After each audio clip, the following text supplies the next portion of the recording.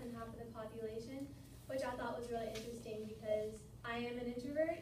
So, like, I don't know, I just kind of feel that if they're not, I don't know, I thought it would be more like 25-75, but it's actually closer to like 46.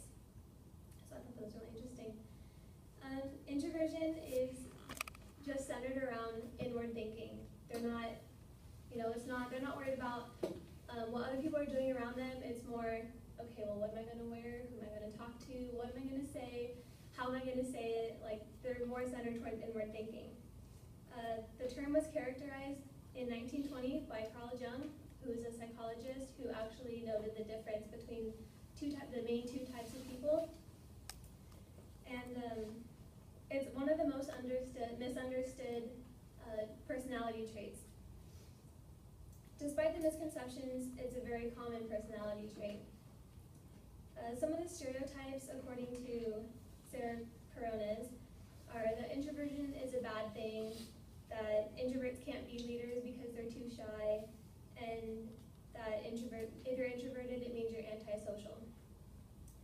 Some more commonly said ones are that they're weird, they're the loners, they're the people that don't talk to anyone, they're the people that would rather sit in the back of the classroom, not say anything, don't have conversations with people.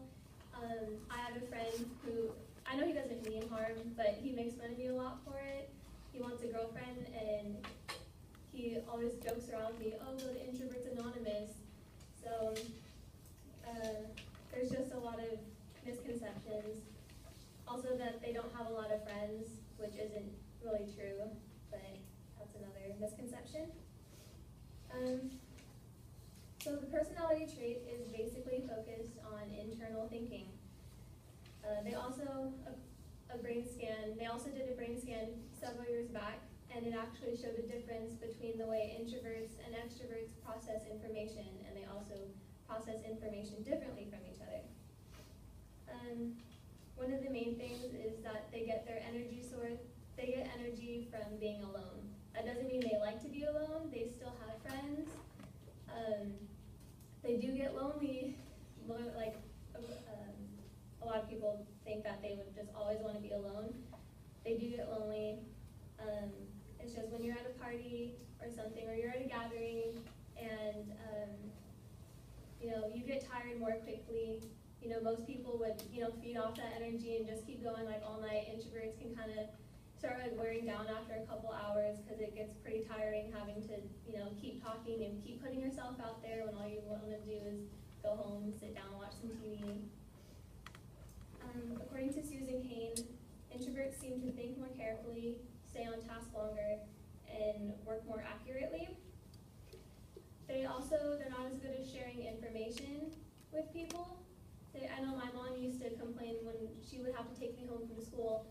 She would complain that I wouldn't talk about my day much, and she would kind of get like upset with me sometimes that I would never open up to her. But I never saw it as a big deal. It was just me sitting in a car.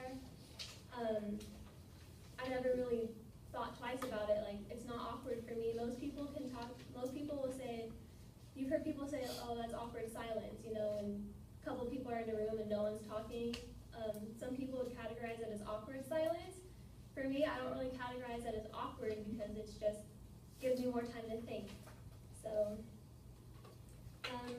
introverts are better at listening more than talking. So instead of talking about everything, they just kind of like to stand back and listen more. That's kind of how I get to know people, is I listen to their conversations around me, and that gives me a better sense of who they are. And then according to hope.edu, it is true that opposites attract, and introverts tend to gravitate more towards extroverts. Extroverts will kind of help the introvert come out of their shell a little bit more and bring them out there. And at the same time, introverts will also kind of pull the extrovert back, get their head out of the clouds a little bit. And also, similar personalities intensify their flaws. So, two introverts being together, I don't know, this would seem kind of boring. There's a couple ways how to tell if you're an introvert. Obviously, you can go on Google and type in, personality test. There are tons of personality tests out there. Like of the most famous ones is the Myers-Briggs type indicator. That will tell you it takes a while though. And also, according to serendip.edu, introversion is, to their website, is genetic for the most part. It's a mix of genes and past experiences. 50 to 75% of it is genetic, according to them.